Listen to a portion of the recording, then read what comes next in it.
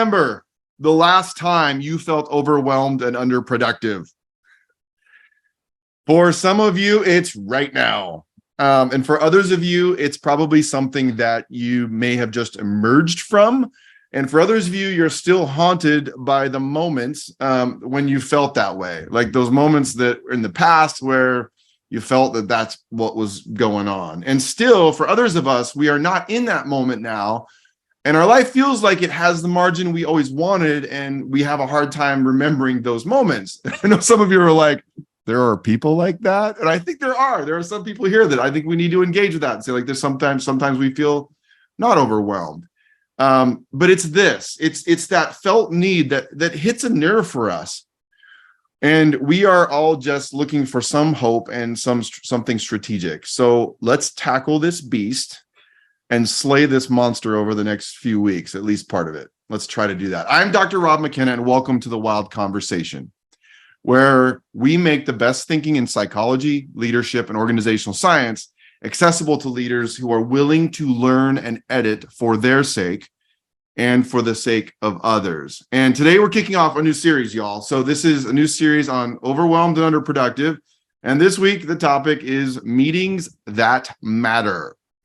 And first off, when it comes to these meetings thing, let me be clear. I firmly believe that some level of overwhelm and feelings of being underproductive are healthy. Some level of that, without feeling overwhelmed sometimes, and there's good research behind this, there's a good chance we aren't learning. So a bit of stretch is probably an indication that some learning is possible, but too much of it and we will burn out or fade away. And that's rarely a good thing. And for some of us, the reality may not be that our environment or circumstances are overwhelming or that we actually feel underproductive, but that we perceive our world that way. And if you are one of those people, I don't know, there's just some people I know that you may have in your life who like always feel overwhelmed, and you're like, you should look at my life. You know what I mean? So everybody has somebody in their life that may be like that. But for many of us, slaying this overwhelming feeling and actually being and the difference between that and actually being overwhelmed, let's go at this. Let's try to slay this beast. I don't know why that's my theme this morning. Let's slay this thing. So in the coming weeks, we're going to talk about delegation that drives, priorities and rhythms, jobs that are too big. And then let's get right into this. Meetings. Oh my goodness, meetings. And when I say meetings, I want to call out that some of you, for some of you, the problem with meetings is that you have too many meetings. And there may be that one-on-one meetings or with groups, that maybe could be more healthy, effective, and maybe they may be needed or not. And I want to suggest that actually solving our meetings problems is going to take some courage, intention, some innovative thinking, and a willingness to try some things out. And some of you may have incredible answers to this. You've like figured this out for yourself, and I bring that. But for the sake of our time together today, I'm going to focus my attention on meetings with more than one person, and more specifically work meetings. But I want to give a couple of quick thoughts on just meetings on our calendars in general. And first of all, meetings over coffee are amazing, or Zoom meetings. But at some point, especially as your leadership influence increases, meetings with everyone who asks becomes something that's impossible. It just is. My older brother, who is 17 years older than me, because we are from the same gene pool, has been my warning system or modeling system for what my life might feel like 17 years later, if that makes sense. So like literally he's told me things and he's like, wait for this, it's coming. And I'm like, he was so wise. And he spent many years as the leader development person at Microsoft. And at one point he told me, there will come a time when you will not be able to read all your emails, and you absolutely cannot meet with everyone who wants to meet with you. And it won't feel good when it happens. This is what he told me. But it will require you to put structures in place to help you deal with that reality. And he said, you cannot meet with everyone, nor should you. That's a hard thing for leaders to deal with. And if you don't meet with someone right now and it hurts their feelings, there's a possibility and maybe a good chance that it's likely more about them than you. But that's a hard thing. I know how do you figure that out? So he wasn't suggesting being cold, but being available to everyone may eventually make you available to no one. So we get real here. So that's my thought on those kinds of meetings. But let's talk about the other kinds of meetings, those meetings that people call in our work lives. And I want to talk specifically about running meetings and designing meeting structures. And I want to suggest to you 6 ways to structure and show up in meetings that may have an exponential impact on the overwhelming nature of work and team productivity. And meetings aren't the only things, but they are often a big contributor to our feelings of being underproductive and quite honestly overwhelmed. I think that's just such a common experience. This is why, like, the overwhelming, just the people's responses this week to me personally about what was coming in this conversation. And over the years, I've been through all kinds of meeting structures and led all kinds of meetings, like many of you. So much of what I'm going to suggest to you has a solid research behind it, but is also based on what I've experienced as best practices that go beyond something like Robert's rules of running meetings, but include some of that structure. And I'll use our WiLD Leaders meeting structure as the muse for our conversation. And it not that we do it perfectly, but it has really worked for us in the season, and it borrows and works with some of the things these 6 things I'm going to describe. So this, beg, borrow, and steal what works for you, and I'm sure you have your own ideas of what works. So let's get going. You ready to go? Here's the 6. All right, number 1, purpose. Okay, purpose. Why are we meeting? Do we even, this is a question that I've heard Megan Lawrence on our team ask lots of times. Do we need this meeting? So it's just a thing. Have you ever asked a team member that? It is not only okay to have a purposeful meetings, it is absolutely necessary. A purposeful meeting is a meeting with a clear, concise, and effective reason for gathering. And in our best world, the purpose is more than just getting something done. It will include 3 things that I think about: a performance purpose, a people purpose, and a process purpose. And a performance purpose, the reason is to ensure effective delivery of our product or service. Okay, so that's the performance purpose. A process purpose is to check on the systems that you have in place to sustain your work and serve your customers or stakeholders well. And a people purpose is about seeing each other, dealing with the invisible things that keep us functioning together well.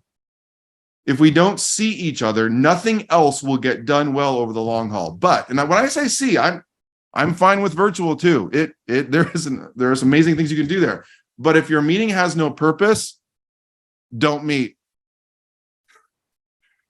Unless the purpose is to not have a purpose. I think that could be a purpose. So let me just put that on the table, right? Sometimes you just need those spaces together. Number 2, connection. Purpose and connection, the moment to connect. In some organizations, and we work with lots of different teams, in some organizations, we connect too long and fail to get down to business. So long stories without a leader willing to call time on the long story, or no time at all to just know one another. And seeing one another doesn't mean sharing our deep, dark secrets every time, but providing 5 to 10 minutes to just say, hey, what happened over the weekend? And so many businesses do not provide this time within the structure of their meetings. And over again, I see it as a mistake.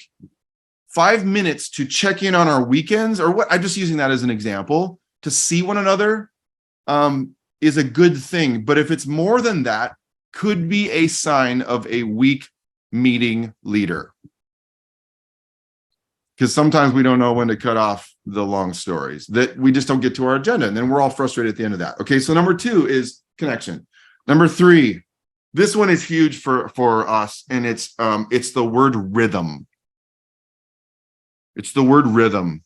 I want to suggest to you that finding an intentional team meeting rhythm that is on purpose is one of the most important things you can do, especially if it is partnered with the other things I'm suggesting today. I'm going to talk more about individual rhythms because there's been a lot of work around that in just a couple of weeks. But today I want to talk to you about meeting rhythms. And it's not a habit, but a rhythm. A habit is a ritual you can't help but repeat.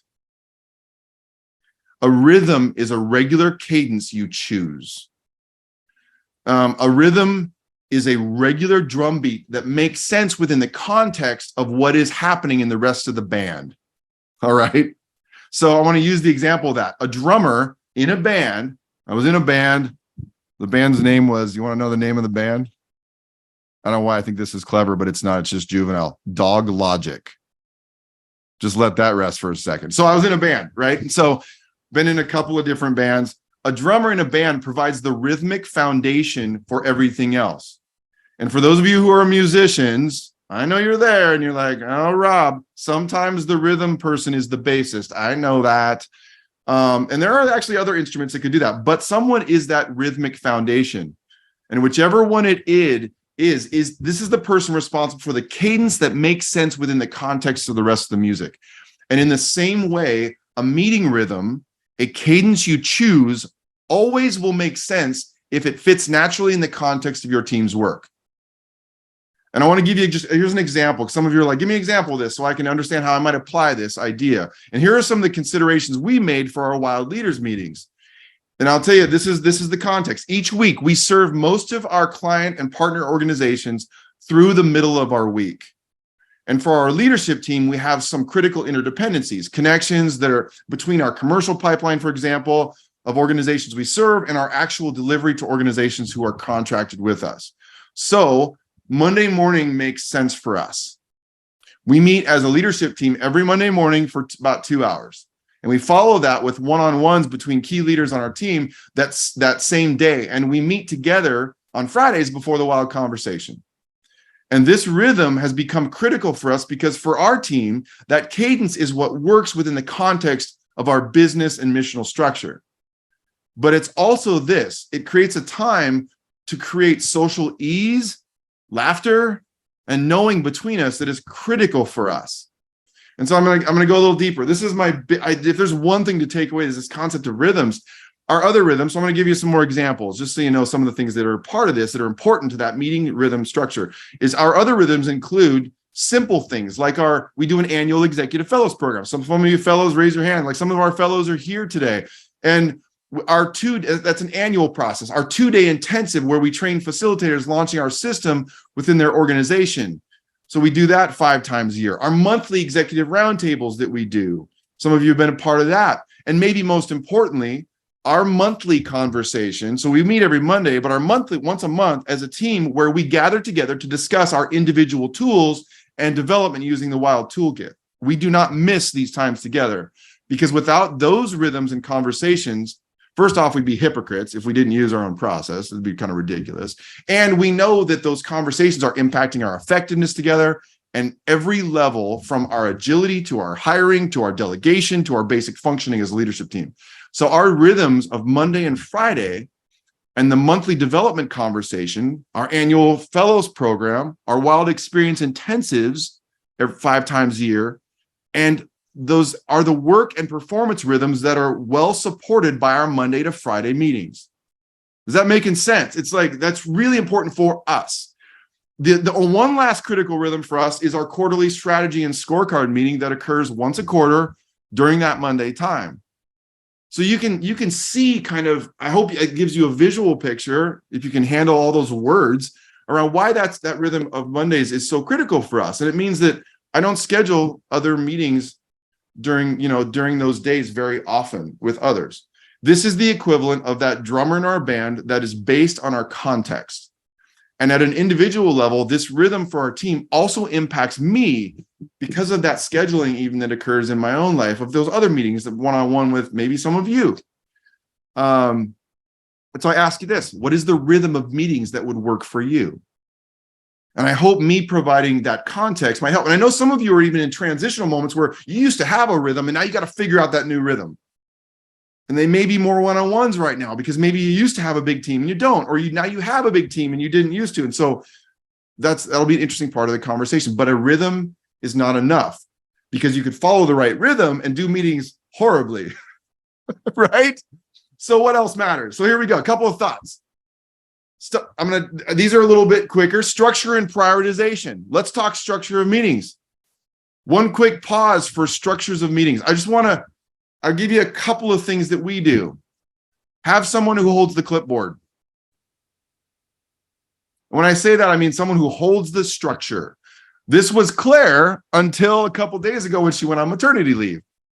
As far as I know, she hasn't had her baby yet. So those of you that know Claire, don't worry. We don't know yet. We'll find out soon. But Unless Megan's like, she had the baby this morning. Anyway, so Claire holds that clipboard. And when Claire first joined the team, she had to learn what it meant to hold the WiLD clipboard. And this means that Claire kept the time for us, designs our agenda, and also manages the moments that where we need margin. And you might ask, where does the agenda come from? And it comes from previous meetings with unfinished or future business, from our weekly, monthly, annual rhythms, and from Asana. So we happen to use Asana. Some of you use that, which is the place where only members of our leadership team are able to put things on the Monday agenda. And some of you have been to our one-day meetings because we have other partners and folks who contract with us and folks who have been executives and leaders in residence with us. And so some of you have seen that. So if that's where the agenda comes from, how do you deal with those? And this is the basic structure we use. We use a system that's like this, a system of 2 minute or less conversations, 3 to 5 minute conversations, and 5 minutes or longer conversations. So Claire's job is to take those things that are put on the agenda and sort them into those categories of what she thinks. And we might move that around, but that has worked so well for us as a team. So that's a little bit on that prioritization. Now, let me just say one thing about number 5, margin. We all need blank space in between meetings and within meetings. So I think one thing that's important is what I describe as having some space for intentional marginal error.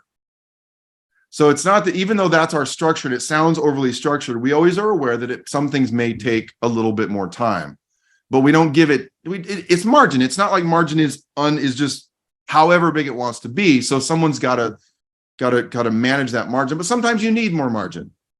But at the same time, sometimes you need to lean into that structure, because I hate being late to the next meeting. And I always feel bad when I wouldn't realize where the clock was. So sometimes when I sit down with coffee, if I'm with you, I might actually set a timer. And it's not because I want you to take it personally because I've got a timer, because I don't want the next person to be hurt by my lack of structure. And then lastly is differentiation. I just want to say this out loud, because this is the human part of this. Structuring, participating in, this is number 6, differentiation. And leading effective meetings takes a high degree of clarity, courage, and emotional fortitude and composure. And this is one of the things that we talk about. It takes a leader who is willing to come in with strong, clear expectations about what meetings will look like, how long things get to go.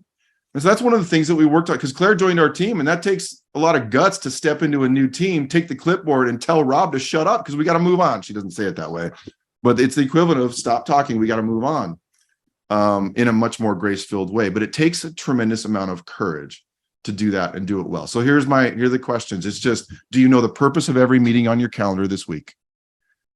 Is there 5 to 10 minutes for connection that you stick to for each meeting? What is the rhythm that would work for you and your team that is the intentional cadence that works in your context? What is the structure you will choose? Are you building an intentional margin for effective error? And why do you need to improve to be a more convicted and connected leader of your meetings? And what does the person who holds the clipboard need to think about? I know that's a lot. I'm like, wow. Let's keep the conversation going.